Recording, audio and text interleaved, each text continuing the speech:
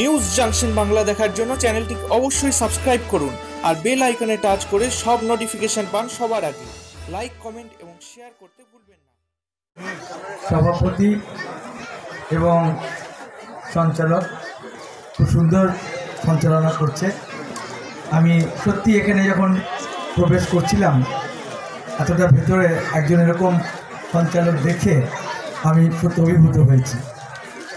এখানে যারা আজকে অর্গানাইজ করেছে তাদের নামটা তো না বললেই হয় না। সৌরভ শেখ, শরীফ হোসেন, বাচ্চু শেখ, বাবর শেখ, সুনু ওরাও, উজ্জ্বল ওরাও। আর এখানে আমি যার অনুরোধ এখানে এসেছি আমার ভাই অতনু মণ্ডল, আমি তার অনুরোধ এখানে এসেছি। এছাড়া এখানে উপস্থিত আছেন আমাদের নেতৃত্ব, আমাদের জেলার নেতা সুবোধ দাস, সাধারণ সম্পাদক। এখানে আছেন আমার দীর্ঘদিনের বন্ধু, সহকর্মী তথা প্রধান মনোজ চক্রবর্তী মহাশয় আছে তো, হ্যাঁ, মনোজ চক্রবর্তী মহাশয়। এখানে এসছে আমাদের পাবলিক প্রসিকিউটর মিতাভ্র, আমরা ওকে বান্টি বলে ডাকি, পাবলিক প্রসিকিউটর, আমাদের কোর্টের খুব প্রয়োজনীয় ব্যক্তিত্ব। এখানে আছে আমাদের সপ্তঋষি, আপনারা জানেন ওকে। এছাড়া রয়েছে আমাদের কাফি রয়েছে, সাব্বির রয়েছে এবং এরাও তো আছে, ছোটু আছে, রাকেশ আছে। আমি একটুকে দেখলাম ইয়েকে, আমাদের সাজ্জুকে দেখলাম, কোথায় গেল? আচ্ছা, অনেককে দেখলাম। আর পেছনে আমার অনেক নেতৃত্ব সব বসে আছে, সকলের নাম বলছি না আমাদের যে আছে। এছাড়া যারা সবথেকে গুরুত্বপূর্ণ আমার মা বোনেরা সামনে বসে আছেন, ঠান্ডার মধ্যে কষ্ট করে বসে আছেন, আমার ভাইয়েরা বসে আছেন। প্রথমে বলি, এই পাড়াতে এসে আমি সত্যি মুগ্ধ, অভিভূত।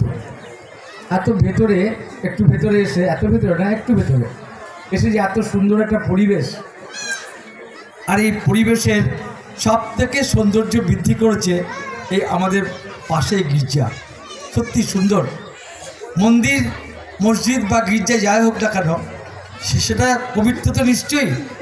যদি একটা সুন্দর পরিবেশে থাকে তাহলে সেটা আরও বেশি মনোরম এবং পবিত্র হয়ে ওঠে, এবং আরও পবিত্র হয় যখন সেই এলাকার মানুষগুলো আরও বেশি করে সমর্পিত থাকে।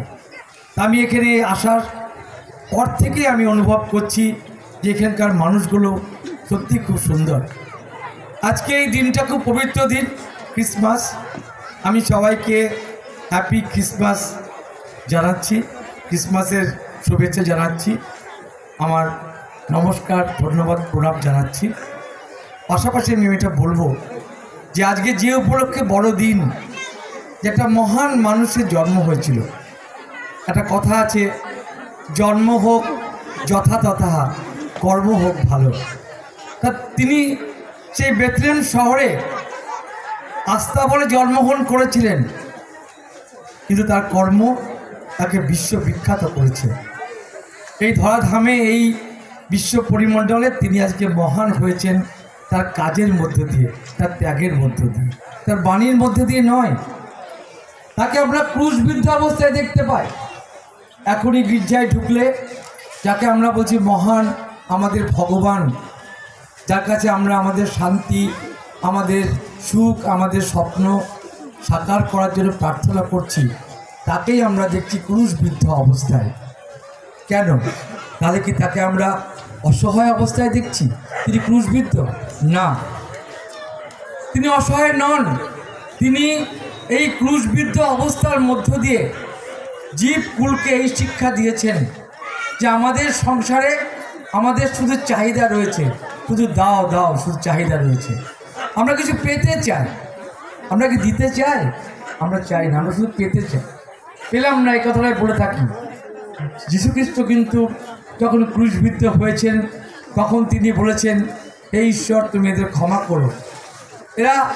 এরা অবোধ, এরা বোঝে না যে এরা কী কাজ করছে, তাই এরা এই কাজটা করে ফেলেছে, তুমি এদের ক্ষমা করো। তার মানে তিনি তার ক্রুশবিদ্ধ অবস্থার মধ্য দিয়ে মানুষকে ক্ষমা করতে শিখেছে। আমাদেরকে ক্ষমা করতে জানতে হবে, ক্ষমা করতে শিখতে হবে। অপরাধ তো মানুষ করবেই, তার ক্ষমা আছে, ক্ষমা করতে হবে। এটাই সেই শিক্ষা। এই শিক্ষার মধ্যে দিয়ে তিনি কিন্তু আমাদের কাছে তার বাণী বলে গেছেন। তিনি তার বাণীর মধ্য দিয়ে বলেননি, গান্ধীজিকে একজন জিজ্ঞেস করেছিলেন যে আপনার বাণী কি? গান্ধীজি বলেছিলেন, আমার জীবনই আমার বাণী। আমার জীবনে অনেক পর্বত প্রমাণ ভুল আছে, আবার ছোট ছোট কিছু ভালো কাজও আছে। সেই ভুলটাকে বাদ দিয়ে তোমরা ভালোটাকে গ্রহণ করো। তাই এই মহান একজন মানুষ যীশু খ্রিস্ট, তিনি খ্রিস্টান ধর্মকে তিনি প্রচার করেছিলেন, যার জন্ম সাল থেকে আগে বলা হয় খ্রিস্টপূর্ব আর পর থেকে বলা হয় খ্রিস্টাব্দ। তো আজকে এই মহান মানুষটা তার জন্ম এবং কর্মের মধ্য দিয়ে আমাদেরকে শিখিয়ে গেছেন কী করে মানুষকে ক্ষমা করতে হয়, ভালোবাসতে হয়, কাছে টেনে নিতে হয়। আমরা অনেক গির্জায় দেখেছি লেখা আছে, তোমরা আমার কাছে এসো, তোমাকে আমরা বিশ্রাম দেব, শান্তি দেব।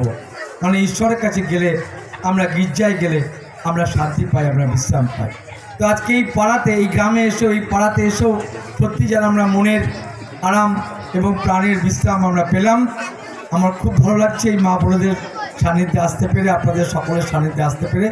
এবং আগামী দিনে আমি বলবো, আমাদের প্রধান সাহেবকে বলবো যে আপনি তো প্রধান হয়েছেন, এই এলাকায় উন্নয়ন করুন, বেশি করে কাজ করুন এবং এই এলাকায় ঘর দিন। যেসব আমাদের বাড়িঘর এখনও ভালো করে হয়নি তাদেরকে ঘর দিন, তাদেরকে আহারের ব্যবস্থা করুন, কর্মসংস্থানের ব্যবস্থা করুন, এই এলাকাকে উন্নত করুন। কেন খ্রিস্টান ভাই বোনেরা খুব নিরীহ প্রকৃতির হয়, আমি দেখেছি। তারা তো ক্ষমাশীল, কেননা যীশু খ্রিস্টের আদর্শে তারা বিশ্বাসী। তাই তাদেরকে পাশে দাঁড়ান, আমরা তাদের পাশে এসেছি। যেখানেই থাকি না কেন, যদি এই পাড়ার লোকজন আমাকে ডাকে, আমি কথা দিলাম আমি সব রকম সহায়তা আপনাদের সামনে হাজির হব, সবাইকে নিয়ে আমরা হাজির হব, আমরা করব। এবং এখানে দেখছেন তো আজকে সবাই আমরা উপস্থিত হয়ে গেছি। আমাদের তো অনেক কাজ থাকতে পারত, কিন্তু তবু ডেকেছেন, আমরা এসে গেছি।